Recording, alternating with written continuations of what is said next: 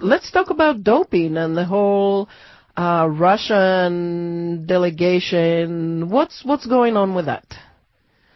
Sure. Well, recently the Track Federation, the Athletics Federation, put out a report called the McLaren Report, which points to serious cross-the-board state-sanctioned doping in Russia among athletes. It kind of reads a little bit like a James Bond novel, kind of Cold War 2.0 stuff, where they're passing vials of urine, clean and dirty, through holes in the walls and all that. So the Russians were apparently caught for doing that, and it was systematic. So they were basically then, the IOC, the International Olympic Committee, was presented with a very difficult decision, what to do about it.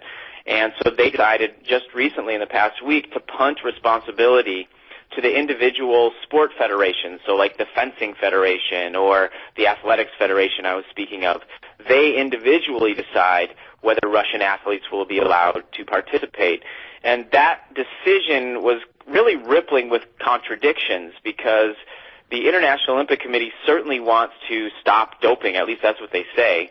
But they also, in making this decision, they said that if any Russian athletes were thinking about participating in Rio, but they had failed a drug test in the past, that they would be excluded. So he basically threw under the bus a prominent whistleblower named Yulia Stepanova, who was, caught cheating in the past, but she has come around and actually gave a lot of the information about the doping program in Russia that allowed the International Track Federation to put out this report. And so she's basically not going to be able to participate, even though she was a whistleblower.